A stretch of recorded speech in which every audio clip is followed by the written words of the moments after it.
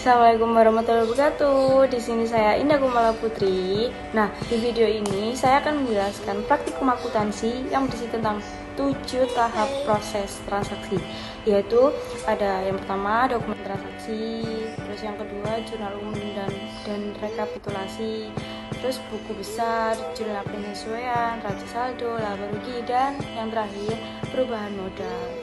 Nah, buat kalian yang mau nonton, langsung aja, stay tune. Nah, yang pertama kita memasuki dokumen transaksi. Nah, di dokumen transaksi ini yang pertama ada bukti penerimaan kas pada tanggal 1 Maret yang dibayarkan kepada Tuan Sanjaya sejumlah 45 juta yang digunakan sebagai modal. Nah, di dokumen transaksi yang kedua ini juga sama.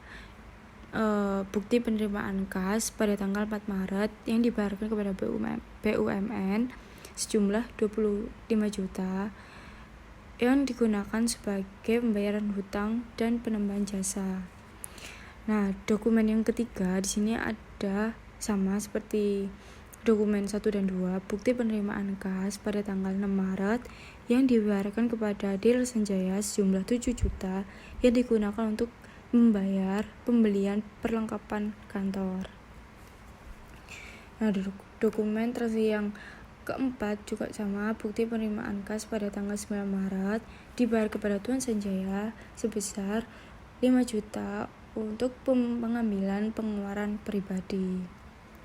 Nah, di dokumen 5 ini ada nota kontan di tanggal 12 Maret dengan jumlah 20 juta yang digunakan untuk pembelian perlengkapan. Terus langsung lanjut ke dokumen 7. Itu di situ ada bukti pengeluaran kas pada tanggal 17 Maret yang dibayarkan kepada Toko Bintang Timur yang sejumlah 9.700.000 yang diterima untuk pembayaran atas jasa servis. Nah, lanjut dokumen 9 ada faktur pada tanggal 26 Maret sejumlah 11 juta yang diterima pembayarannya atas jasa servis motor juga. Nah, terus dokumen ke-11 ada voucher kas kecil pada tanggal 29 Maret untuk pembayaran PLN dan PDAM yang masing-masing PLN sejumlah 600.000 dan PDAM sejumlah 120.000. Selanjutnya kita akan beralih ke jurnal umum. Nah, berdasarkan dari dokumen transaksi 1 pada tanggal 1 Maret, terdapat transaksi berupa penerimaan kas yang digunakan sebagai modal usaha. Dalam penulisan pada jurnal umum yaitu kas di bank pada modal. Nah, kas di bank didebit sejumlah 45 juta dan modal dikredit sejumlah 45 juta juga. Nah, selanjutnya pada dokumen transaksi 3 terdapat transaksi pembelian perlengkapan kantor, maka pada jurnalnya ditulis yaitu perlengkapan pada kas di bank.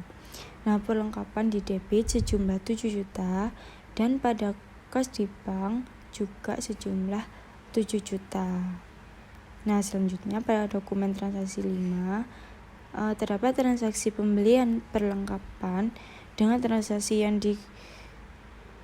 dilakukan secara hutang sehingga tertulis pada jurnal umumnya perlengkapan pada hutang usaha. Nah, perlengkapan didebit sejumlah 20 juta dan hutang usaha dikredit juga sejumlah 20 juta. Nah, selanjutnya kita beralih ke rekapitulasi. Nah, rekapitulasi ini merupakan hasil jumlah dari jurnal umum yang ditulis sesuai dengan nomor akun yang ada pada jurnal umum tersebut. Nah, terdapat 2 kolom, debit dan kredit. Pada kolom debit digunakan untuk jumlah hasil transaksi dengan keterangan debit, dan juga sebaliknya pada kolom kredit juga seperti itu, digunakan untuk menjumlah hasil transaksi dengan keterangan kredit juga. Nah, kita beri contoh, semisal untuk akun 111 yaitu kas besar. Nah, di kolom debit sejumlah di kolom debit jumlahnya sebanyak 85 juta. Nah, hasil tersebut diperoleh dari transaksi pada tanggal 4 Maret dan 15 Maret. Dan pada kolom kredit jumlahnya 42.900. Hasil tersebut diperoleh dari transaksi pada tanggal 6 Maret, 9 Maret, 17 Maret, 25 Maret, dan 30 Maret. Nah, setelah itu total hasil rekapitulasi dijumlah dan harus sama atau balance, seperti itu. Selanjutnya kita akan beralih pada buku besar. Nah, penulisan buku besar dilakukan pada akhir periode pastinya, yaitu pada bulan Maret tanggal 30. Perpindahan rekapitulasi pada buku besar. Nah, kita ambil contoh pada transaksi akun 111, yaitu kas di bank. Kolom keterangan ditulis rekapitulasi. Nah, kolom mutasinya untuk debit tertulis jumlahnya 85 juta dan kredit 42.900.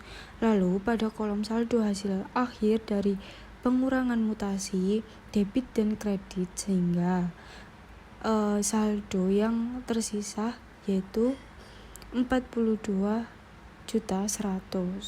seperti itu. Nah, pada contoh selanjutnya yaitu transaksi dengan akun 1112, keterangan ditulis rekapitulasi, kolom mutasi berisi kredit sejumlah 720, lalu kolom saldo juga ditulis kredit sejumlah 720, seperti itu. Nah, selanjutnya masuk ke jurnal penyesuaian. Nah, dalam transaksi dealer Sanjaya terdapat 2 transaksi yang harus disesuaikan, yaitu beban perlengkapan dan beban sewa. Nah, yang pertama, beban perlengkapan yang sudah terpakai sebanyak 8 juta, maka ayat jurnalnya tertulis beban perlengkapan pada perlengkapan. Nah, beban perlengkapan didebit sejumlah 8 juta dan lalu perlengkapan juga dikredit sejumlah 8 juta. Nah, yang kedua, karena uang sewa yang dibayar sebanyak 15 juta hingga bulan April yang terpakai baru pada bulan Maret saja, sehingga tertulis pada ayat jurnalnya ialah beban sewa pada sewa dibayar di muka.